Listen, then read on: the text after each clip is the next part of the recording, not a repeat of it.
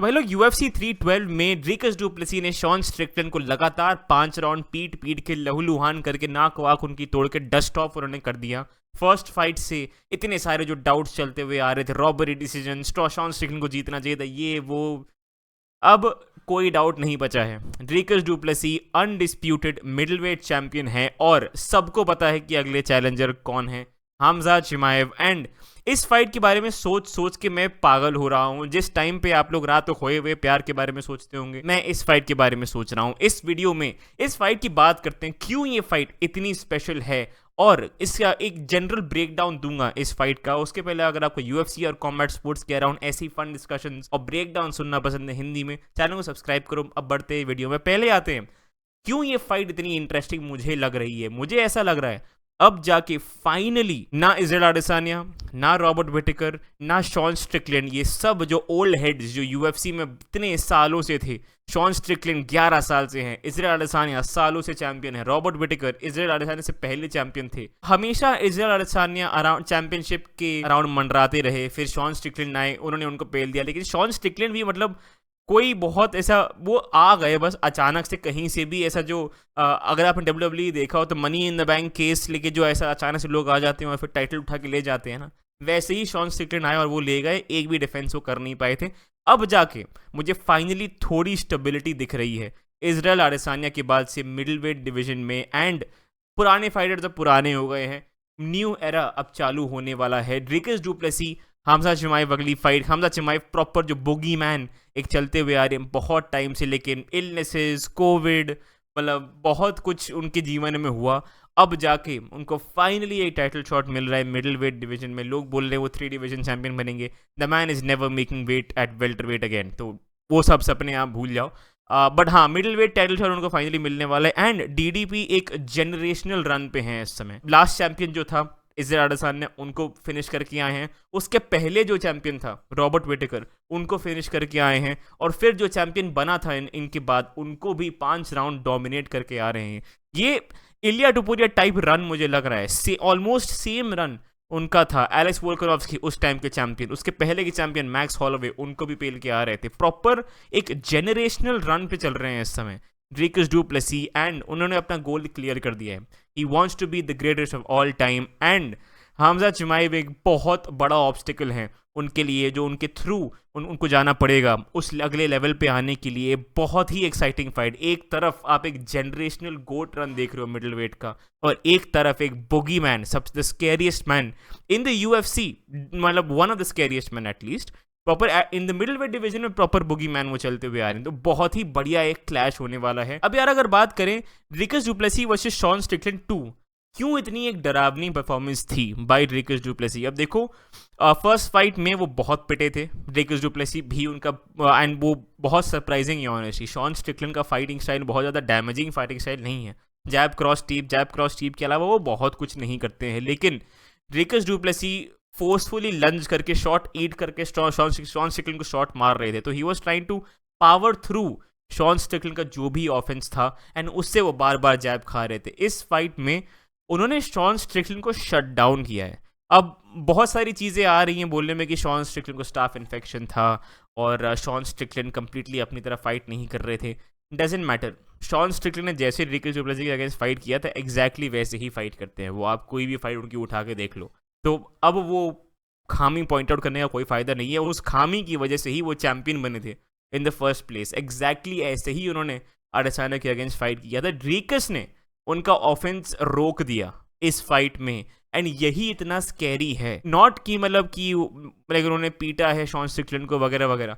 Shawn Strickland जैसे fighter को जो इतना डिफेंसिवली साउंड है, जो मतलब pure striker, pure kickboxer जैसे इजराइल अडेसानिया उसको नहीं हरा पाए थे, उनको ड्रीकस डू प्लेसी ने प्योर किक बॉक्सिंग से एक स्टॉप कराया एकदम in his track. Sean Strickland कुछ नहीं कर पाए 5 राउंड तक।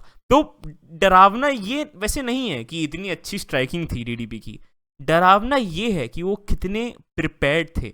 डेना वाइट की भी एक बात बीच में आई थी जहाँ पे वो एक इंटरव्यूअर से बोल रहे थे कि कि ड्रीकस डू प्लेसी कितने ज़्यादा प्रिपेयर्ड लग रहे थे, कितना मतलब हफ्ते 2 हफ्ते पहले बढ़िया वो एक्लिमेट कर रहे थे क्लाइमेट से। सबसे पहले among all the fighters Dricus du Plessis, जो अभी ऑस्ट्रेलिया में जो कार्ड हुआ था, सबसे पहले फाइटर थे ड्रीकस डू प्लेसी जो एक्चुअली वहाँ पहुँचे थे, वहाँ पे एक्लिमेट करने के लिए, वो क्लाइमेट के एक्लिमेट करने के लिए, टाइम जोन ठीक करने के लिए, वो सब प्रॉपर प्रेपरेशन से वो आए थे। सो एक स्ट्रेंथ ऑफ प्रेपरेशन, एक स्ट्रेंथ ऑफ स्केड्यूल जो ड्रिकस डुप्लेसी एक लेके आए हैं, एंड वो डेफिनेटली दिखा था शॉन स्ट्रिकलैंड की फाइट में। जस्ट हर चीज़ का उनको जवाब था। अब देखो यार, अब अगर हमजाद की अगर बात करें, ठीक है, बहुत अच्छी स्ट्राइकिंग बहुत आगे आपको नहीं ले जाएगी हमजाद के अगेंस्ट, तो ठीक है, वो सब जानते हैं। तो इसलिए मैं बोल रहा हूँ, ये डरावना ये नहीं था कि डुप्लेसी की स्ट्राइकिंग इतनी अच्छी थी, डरावना ये था कि वो कितने प्रिपेयर्ड थे शॉन स्ट्रिकलैंड की फाइट के लिए। हमजाद की अगर बात करें, देखो यार, कोई नई चीज़ नहीं है ये बोलने के लिए, ठीक है, सब एक ही चीज़ बोलते हैं, मैं भी वही चीज़ बोलने वाला हूँ। हमजाद राउंड 1 के शेर हैं, आई एम सॉरी, ठीक है, बट राउंड 1 या मिड राउंड 2 तक वो अपना पूरा, मतलब बहुत ज़्यादा गैस टैंक वो अपना खाली कर देते हैं, 50%, 55%, जो भी आप उसको नंबर देना चाहो, लेकिन बहुत एनर्जी एक्सपेंड करते हैं वो पहले डेढ़ राउंड में फाइट को फिनिश करने के लिए। एंड वो अगर ना हो पाए तो फिर फाइट बहुत मुश्किल हो जाती है। और ये कमारू उस्मान वाली फाइट आप देखो, गिलबर्ट बर्न्स वाली फाइट आप देखो, अब देखो बहुत सारे एक्सक्यूजेस हैं उसके साथ साथ। अब ये कमारू उस्मान वाली फाइट में वो कह रहे थे हाथ टूटा था, but it was a tone ligament, हाथ उनका नहीं टूटा था, टोन लिगामेंट था। बट ठीक है, आप फाइटिंग गेम में हो, मतलब ये होगा, ये होता है, इट्स द फाइटिंग गेम, कुछ कर नहीं सकते हैं इसके बारे में, हमको फेस वैल्यू पे ये सब लेना पड़ेगा। उसके अलावा गिलबर्ट बर्न्स वाली fight, he was fit in that fight as far as I know, maybe शायद कुछ छूटा हुआ मेरे से, और वो बट वो वेल्टर वेट पे फाइट थी, एंड गिलबर्ट बर्न्स सिग्निफिकेंटली छोटे थे उस फाइट में, लेकिन उसमें भी वो प्रॉपर 3 राउंड तक फाइट गई थी, बिकॉज हमजाद को मतलब ये हमजाद ने खुद ही कहा था बाय द वे कि जो सबमिशन थ्रेट जो गिलबर्ट बर्न्स से आ रहा था वो उनको पसंद नहीं आया, इसलिए उन्होंने फाइट स्टैंडिंग रखी। उस फाइट में वो नॉकडाउन हुए, वो फाइट पूरे 3 राउंड गई। सेकेंड राउंड गिलबर्ट बर्न्स ने ले लिया, फर्स्ट राउंड हमजाद का था, थर्ड राउंड बहुत क्लोज था, बट हमजाद ऑलमोस्ट वो रह गए थे।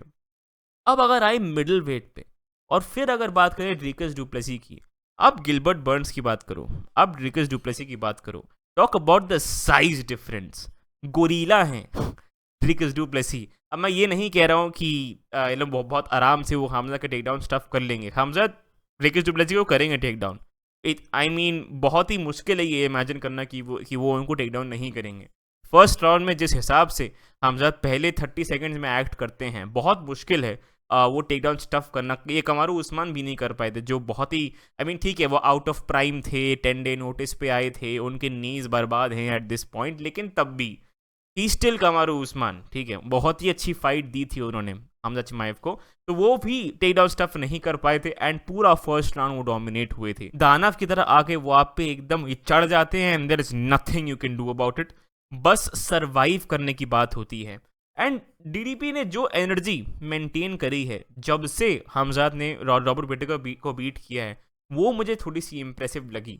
जैसे ही वो बीट किया, डीडीपी ने खुद बोला, द नेक्स्ट सेकंड उनका ट्वीट आया सेइंग यार great win but I love to take your o, मतलब अब मैं आपका अनडिफीटेड स्टेटस लेना चाह रहा हूँ। तो right out the gate DDP की एनर्जी इज मैचिंग। उसके बाद वो खुद बोल रहे हैं कि मैं रेसल करूंगा हमजाद के साथ, तो कॉन्फिडेंस बहुत हाई लग रहा है मुझे डीडीपी का। सवाल बस यही पड़ता है कि क्या वो फर्स्ट राउंड सर्वाइव कर सकते हैं। ये फाइट पता है मुझे इतनी इंटरेस्टिंग क्यों लग रही है, क्योंकि डीडीपी पता है मुझे क्या लगते हैं, डीडीपी मुझे आज के मार्शल आर्टिस्ट लगते हैं, जो ना सिर्फ स्ट्राइकिंग कर रहे हैं, ना सिर्फ ग्रैपलिंग कर रहे हैं, एक proper mixed martial artist game plan वो लेके आते हैं। शॉन स्ट्रिकलैंड की फर्स्ट फाइट में भी बहुत टेक डाउन लेवरेज करे थे उन्होंने। आडेसानिया के फाइट में टेक डाउन करके फिनिश किया है, लाइक उन्होंने आडेसानिया को, रॉबर्ट विटेकर को लाइक उन्होंने टेक डाउन किया था, बट देन वो फिनिश भी किया था। बहुत डेंजरस हैं वो in every aspect of the game. अब देखो आप बोलोगे यार कि यार उनकी ग्रैपलिंग लेकिन हमजाद के लेवल पे नहीं है, हाँ नहीं होगी, लेकिन उनको हमजाद के साथ रेसलिंग ग्रैपलिंग मैच नहीं करना है, उनको बस एंटी रेसलिंग यूज करके हमजाद की रेसलिंग को, उनकी ग्रैपलिंग को न्यूट्रलाइज करना है। फर्स्ट राउंड उनको कोट अनकोट सर्वाइव करना है। उसके बाद जब हमजा स्लो डाउन हो जाएंगे, उनके पास 4 राउंड रहेंगे बिल्ड करने के लिए। एंड ये अगेन ये हर फाइट जो भी हमजाद के अगेंस्ट, ये रॉबर्ट विटेकर के अगेंस्ट भी जो फाइट हुई थी, मैंने कहा था कि रॉबर्ट विटेकर वो कर सकते हैं, वो फर्स्ट राउंड सर्वाइव कर सकते हैं, लेकिन जबड़ा ही तोड़ दिया हमजा चिमाएव ने, तो कैसे सर्वाइव करेंगे first round. But it's all about that first round. And वो अगर फर्स्ट राउंड अगर डीडीपी ने पार किया, मुझे जेन्युइनली लग रहा है कि अगले 4 राउंड पे वो हमजाद को धीमे धीमे ब्रेक डाउन करेंगे। फर्स्ट राउंड सर्वाइव क्या डीडीपी कर पाएंगे, मुझे लग रहा है अगर कोई भी सर्वाइव कर सकता है तो जो ये न्यू एज मिडिल वेट्स जो आ रहे हैं, डीडीपी, इमावोव, आप कायो बरालो की बात कर लो, ये सारे जो न्यू एज मिडिल वेट्स हैं ये बहुत आराम से उनको डोमिनेट नहीं कर पाएंगे। तो हमजाद की जो यूजुअल स्ट्रैटेजी होती है, अभी शायद डीडीपी अगेंस्ट चल जाए, बाकी लोग के अगेंस्ट भी शायद चल जाए, लेकिन एट सम पॉइंट हमजाद को और कंजर्वेटिव होना ही पड़ेगा, बिकॉज उनके स्टाइल के अगेंस्ट लोग अडेप्ट करेंगे, उनके स्टाइल के अगेंस्ट लोग गेम प्लान बना सकते हैं कि बस ठीक, अगर उनके दिमाग में बैठ गया कि ओके मुझे सिर्फ राउंड 1 स्टेमिना कंजर्व करके सर्वाइव करना है, is it easy? Absolutely not. लेकिन वो अगर सर्वाइव कर गए तो उनको जो बूस्ट मिलेगा है, not just confidence in that fight, ये हमजाद के लिए बहुत बड़ी प्रॉब्लम बन सकती है। तो अगर डीडीपी के अगेंस्ट भी वो अगर सेम गेम प्लान लेके आए, आई रियली थिंक, मतलब शॉन स्ट्रिकलैंड की पहले वाली फाइट में अगर आप मुझसे बोलो, मैं शायद ये ना बोलता, लेकिन इतने ज़्यादा प्रिपेयर्ड थे ना डीडीपी इस फाइट के लिए, मुझे हमजाद के लिए थोड़ा सा डर लग रहा है। लेकिन ठीक है, हमजाद रहेंगे वो बुगी मैन, उनके अगेंस्ट बेट करना बहुत ही मुश्किल है एट दिस पॉइंट। मैं कर चुका हूँ और मैं बहुत गंदा पिट चुका हूँ। तो जब एक्चुअली मुझे इसका प्रेडिक्शन देना होगा, जब मैं बनाऊंगा वो वीडियो, जब उनकी फाइट एक्चुअली होगी, तब शायद मैं आई डोंट नो, मैं प्रॉपर बैठ के इन दोनों की फाइट्स देख के इसकी बात करूंगा। लेकिन ये वीडियो मुझे सिर्फ इसलिए बनानी थी कि ये फाइट की ग्रेविटी मैं समझाना चाह रहा था कि क्यों ये इतनी ज़्यादा इंटरेस्टिंग है। एक unstoppable force versus immovable object वाली जो फाइट होती है, डीडीपी का आपने वो वीडियो देखा ही होगा, 5 लोग एक साथ उनको टेक डाउन करने की कोशिश कर रहे हो, वो नहीं कर पा रहे थे। तो डीडीपी को रैगडॉल और टेक डाउन करना इतना आसान नहीं होगा। Just look at the fucking size, thick इंसान है भाई वो।